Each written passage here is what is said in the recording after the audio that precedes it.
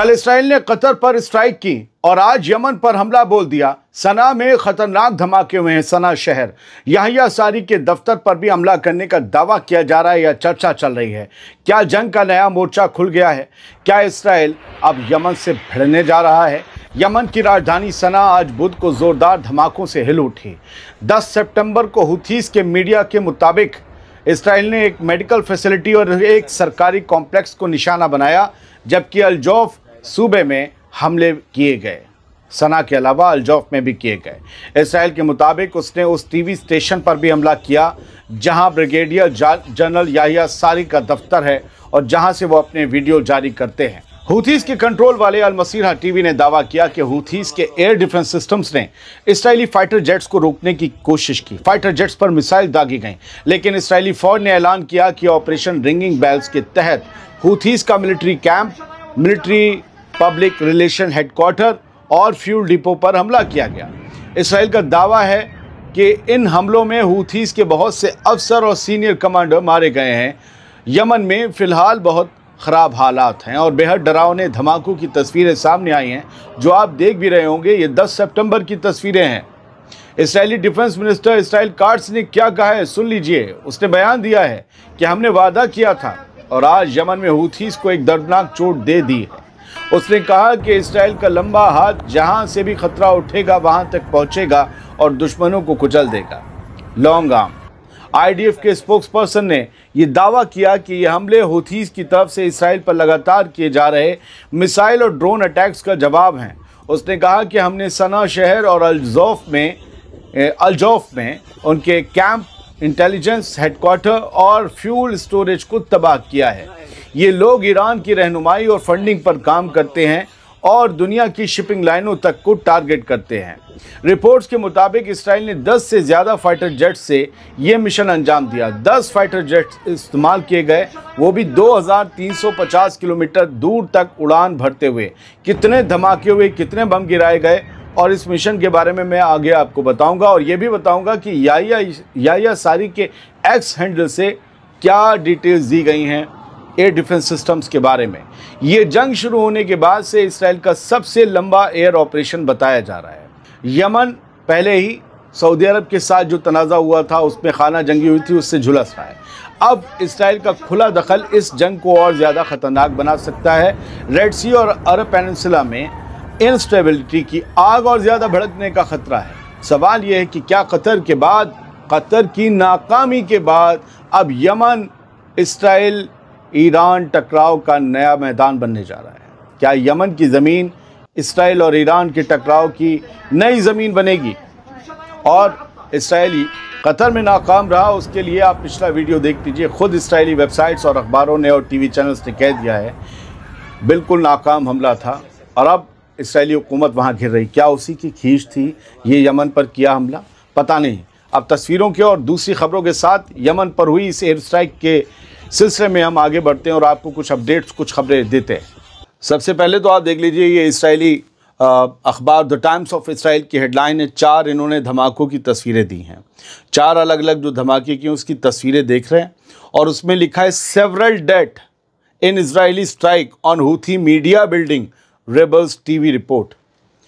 जो Houthi media की building थी, वही मैं कह रहा हूँ, अल मसीहा के जहाँ वीडियो बनते थे, याहिया सारी के जहाँ वीडियो बनते थे, वहाँ पर हमला किया है। इसराइल ने दावा कर दिया और कहा सेवरल डेड, कई मारे गए हैं हमारे हमलों में। जो दूसरा यमन का जो दूसरी हुकूमत है उसका जो टीवी चैनल्स हैं, उन लोगों ने ये रिपोर्ट किया है और उनके हवाले से इसराइल ने अपना और उनका मिलाकर दावा पेश किया है। यही कहा है unspecified number of people have been killed and wounded in Israeli strikes on a building housing the Houthi armed forces, media operations, rebel television said। कहा कि यहाँ से हाउथी आर्म फोर्सेस का मीडिया ऑपरेशन चलता था, याहिया सारी के, बाकी उनके जो अब्दुल मलिक अल हुथी के वीडियो वगैरह हैं, उस बिल्डिंग को हमने तबाह कर दिया है। और ये बल्कि अल मसीहा टेलीविज़न के हवाले से खबर दी है, यमन की दूसरी सरकार के हवाले से नहीं। ये रेबल इन्हीं को ही बोलते हैं, बागी बोलते हैं ना हुथीस को। तो मुझे उस पर मुगालता हो गया था, मैं भूल गया कि तो इसराइली अखबार लिख रहा है तो वो हुथीस को बागी लिखेगा। ये हमला देखिए, ज्यूइश न्यूज़ सिंडिकेट ने ये दिया था, आपने ये वीडियो देखा होगा, क्या धुआं और क्या गुबार उड़ रहा है। बहुत बड़ा धमाका हुआ और धमाके के बाद धमाका हुआ। यमन स्ट्राइक्स ब्रेक रिकॉर्ड, ये भी वही रिकॉर्ड बता रहे हैं कि 2350 किलोमीटर। मैं अभी बताऊंगा ये रिकॉर्ड टूटा क्यों है। पहले आप देखिए, ओपन सोर्स इंटेल ने भी एक बिल्डिंग की साइड से होता हुआ धमाका दिखाया है। ये सना शहर का धमाका है। इसके अलावा दूर पेड़ों के बीच से आप वो काला गुबार उड़ता हुआ देख रहे हैं। हूथीज, ये IDF जेट ने जो है 2 बद्दुइन कैंप, जो बद्दुओं के 2 कैंप होते हैं बताया है, उन जहां पर मिसाइल लॉन्चर्स रखे हुए थे उन्हें हिट किया है। ये कहा गया है कि यहां पर मिसाइल लॉन्चर्स लगे along with the Houthi spokesperson. अब देखिए, हूथीज के स्पोक्सपर्सन हेडक्वार्टर्स के साथ साथ इन बद्दुओं के कैंप पर हमला किया गया है। हूथी के स्पोक्सपर्सन कौन है? याह्या सारी। उनके हेडक्वार्टर पर यह हमला भी बता रहे हैं, कंफर्म कर रहे हैं ओपन सोर्स इंटेल। ये इसराइल की ही खबरें छापने के लिए मशहूर है। तो याह्या सारी वाली खबर यहाँ से आई है। इसके अलावा अगर आप देखेंगे तो नेक्स्ट्रा ने भी खबर जो दी है, इनमें आप फोटो देखेंगे तो आपको यमन के वो सफ़ेद और भूरे कलर के घर दिख जाएंगे, बड़े खूबसूरत बने होते हैं और पीछे काला धुआं उठ रहा है। दूसरा आप देखेंगे सड़कों पर कारें वगैरह हैं, यमन के लोग अपना वही जो बांध के जो होता है तहमत वगैरह खड़े हुए हैं और काला धुएं का गुबार उड़ रहा है। तीसरा जो आप चौथा एक वीडियो इसमें देखिए, दुकानों के घरों के शटर और दरवाजे दिख रहे हैं। एक घर है लाल लाल और पीछे धुआं काला उठ रहा है, एक धमाका उठ रहा है। इस तरीके से कई जगह पर ये धमाके किए गए हैं। लेकिन यमनी एयर डिफेंस सिस्टम का भी वीडियो शेयर किया गया यमन मिलिट्री की तरफ से, उनके एक्स हैंडल की तरफ से, और ये कहा गया कि अल्लाह के करम से और पूरी बहादुरी के साथ हमारे एयर डिफेंस सिस्टम्स, अभी ये जब हमला हो रहा था तब इन्होंने लिखा, और ये बिल्कुल अभी 7:45 बजे हमला, 7:30 बजे मतलब जो है ये ट्वीट आया है कि हमारे जो हैं एयर डिफेंस सिस्टम मुकाबला कर रहे हैं, इसराइल के एयरक्राफ्ट को खदेड़ने की कोशिश कर रहे हैं और अपने मुल्क की हिफाजत के लिए हम लगे रहेंगे। और देखिए उन्होंने मिसाइल वगैरह जाते दिखाए। अब ये नहीं पता ये वीडियो पुराना था या आज ही का था, लेकिन ये यमन मिलिट्री की तरफ से शेयर किया गया। ओपन सोर्स इंटेल ने याह्या सारी के फ़ोटो के साथ और यमन में मची तबाही के फ़ोटो के साथ लिखा कि हूथी के स्पोक्सपर्सन कह रहे हैं कि हमने वी थ्वाटेड the majority of the Israeli attacks, हमने ज़्यादातर इसराइली हमलों को नाकाम बना दिया है। तो वो एक तरफ उनका फ़ोटो लगा रहे हैं याह्या सारी का कि ये कह रहे हैं, और दूसरी तरफ यमन की बर्बादी लगा रहे हैं, दिखा रहे हैं कि देखो ये इन्होंने हमले हमारे नाकाम किए हैं। अब देखिए एक हेडलाइन दिखा रहा हूँ, फिर याह्या सारी के दफ्तर के बयान आ जाएंगे आपके सामने एयर डिफेंस सिस्टम से जुड़े हुए। Wars longest flight, 10 jets took part in Yemen strikes dropping 30 bombs on 15 target. 15 targets पर 30 बम गिराए, लगभग एन एवरेज हर टारगेट पर 2-2 बम भारी भरकम गिराए गए। 10 फाइटर जेट्स इसराइल की तरफ से भेजे गए थे। और इसमें क्या कहा गया, वो बार बार रिकॉर्ड की बात क्यों आ रही है? असल में हुआ क्या है, यमन पर इसराइल का सबसे लंबा हवाई हमला है ये। इसराइल ने जो है 2350 किलोमीटर यानी 1460 मील की दूरी पार की, जिसे इस जंग का सबसे लंबा ऑपरेशन बताया गया है इसराइली एयरफोर्स ने। हमले का पैमाना, इन फाइटर जेट्स ने 15 टारगेट्स पर 30 बम गिराए, जिनमें हथियार कैंप, इंटेलिजेंस कैंप, सेंटर्स और जो उनका PR ऑफिस था या TV स्टेशन था और फ्यूल डिपो था उसे निशाना बनाया। रास्ते में ये जो इतना लंबा गए, इतनी दूर तक, एक बार का जो फ्यूल है, तेल है, वो काम नहीं आता फाइटर जेट्स में, उन्हें रिफ्यूल करना पड़ता है, हवा में ही दोबारा उनमें ईंधन भरना पड़ता है। तो रास्ते में ईंधन भरा गया और ये कहा गया एयर टू एयर रिफ्यूलिंग हुई, यानी कि एक और कोई बड़ा जहाज़ जिसमें तेल भरा होता है उसी ने हवा में इन फाइटर जेट्स को जो है तेल दिया। हालांकि ये दूरी बहुत बड़ी है, फिर भी अभी जो है वो मेन निशाना सना यानी कि हूथीज़ की राजधानी, वो करीब 1800 किलोमीटर ही थी। इससे पहले का रिकॉर्ड जून में ईरान के मशहद एयरपोर्ट पर हमला करके किया गया था। मशहद की दूरी इसराइल से 2300 किलोमीटर थी, यहाँ से भी 500 ज़्यादा।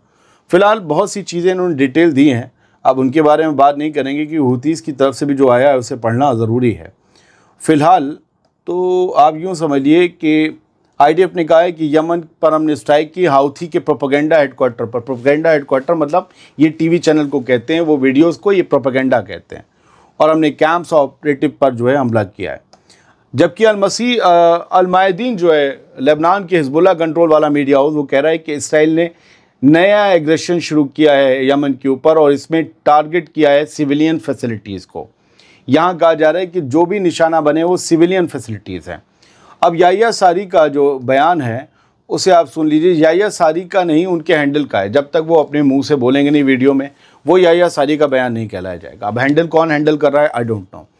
यमनी आर्म फोर्सेस के जो मिसाइल प्लेटफॉर्म को निशाना बनाने की इसराइली दुश्मन के दावे हैं उनको हम रद्द करते हैं, ये याहिया सारी के हैंडल से कहा गया। और कहा गया कि हम कंफर्म करते हैं कि उनके हवाई हमलों में पूरी तरह से सिविलियन की प्रॉपर्टीज़, सिविलियन इलाके निशाना बने, जिनमें 26 सितंबर और अल यमन नाम के अखबार भी शामिल हैं।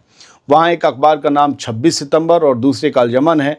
कहा गया है कि उनकी बिल्डिंग्स को निशाना बनाया गया है और अभी तक ये इसराइल दावा कर रहा है जैसे कि अल मसीरा टीवी को या हुथीज़ के कंट्रोल वाला कोई मीडिया हेडक्वार्टर है उसको निशाना बनाया गया। तो उन्होंने कहा अल यमन अखबार और 26 सितंबर को निशाना बनाया गया। इसमें एक जर्नलिस्ट और एक फीमेल जर्नलिस्ट, एक मेल और एक फीमेल जर्नलिस्ट जो हैं, और कई लोग और कई राहगीर शहीद हुए, ज़ख्मी हुए। यमनी आर्म फोर्सेस ने कंफर्म किया है कि इस धोखेबाज हमले का जवाब और सज़ा दोनों दी जाएगी। तो ये याहिया सारी के अकाउंट से लिखा गया अरबी में, और जो है फिर इंग्लिश में लिखा गया है। Our air defence were able to launch a number of surface to air missile. उन्होंने कहा कि हमारे एयर डिफेंसेस ने ज़मीन से हवा में मार करने वाली कई मिसाइलें छोड़ी, यानी कि इन्होंने इसराइली फाइटर जेट्स पर हमला किया, उन्हें खदेड़ने की कोशिश की, उनके हमलों को नाकाम करने की कोशिश की और कहा कि हमने मुकाबला किया ज़ायनिस्ट एग्रेशन का जो हमारे मुल्क पर हमला कर रहे थे। And some combat formations were forced to withdraw before carrying out the aggression. और ये याहिया सारी के एक्स हैंडल से दावा किया जा रहा है कि इसराइली एयरफोर्स की कुछ कॉम्बैट फॉर्मेशंस, यानी कि जो उनके फाइटर जेट्स थे जो हमला करने आ रहे थे, उन्हें पीछे भागना पड़ा, उन्हें हमने खदेड़ दिया, उन्हें भागना पड़ा। वो हमला करने से पहले ही अपने फाइटर जेट्स और जान बचाकर उनके पायलट भाग गए। And the largest part of the attack was filed by the grace of God. और अल्लाह के करम से जो सबसे बड़ा हिस्सा था, सबसे बड़ा पार्ट था इस हमले का, वो हमने फेल कर दिया। ये याहिया सारी के इस हैंडल से दावा किया गया है। फ़िलहाल हालात बहुत अच्छे नहीं हैं मिडल ईस्ट के। जहाँ चाह रहा है वहाँ पर हमला कर रहा है। आज भी गज़ा की मैं अगर आपको बताऊं तो आज 50 से ज़्यादा लोग सुबह से अब तक शहीद हो चुके हैं। कतर पर जो हमला किया था वो नाकाम हुआ और वहाँ पर कहा गया था कि हमास के लीडर्स मारे गए। हमास ने कहा कि कोई नहीं मारा गया, हालांकि खलील अलैया के बेटे मारे गए, उनके गार्ड्स मारे गए। और हमने आपको पिछले वीडियो में बताया कि कैसे नमाज ने हमास के लीडर्स की जान बचाई। वो इसराइल की एक वेबसाइट की रिपोर्ट है, उस पर बेस्ड पूरा वीडियो है। अगर आपने नहीं देखा है तो आपने बहुत कुछ मिस किया है, जाकर देखिए, बहुत शानदार उसमें डिटेल्स आई हैं और अमेरिका और तुर्की का क्या रोल रहा है वो भी बताया। बहुत बहुत शुक्रिया, सलामत रहिए, खुश रहिए। कल भी कतर की हैपनिंग खबरें आ गई तो दुनिया भर की खबरें, हमारा लास्ट प्रोग्राम नहीं आया और अब तो आना मुश्किल ही है क्योंकि रोज़ हैपनिंग खबरें आ रही हैं, तो इन्हें कवर करना बहुत ज़रूरी है। प्रोग्राम तो आपके साथ शेयर होता रहेगा। बहुत बहुत शुक्रिया, सलामत रहिए, खुश रहिए।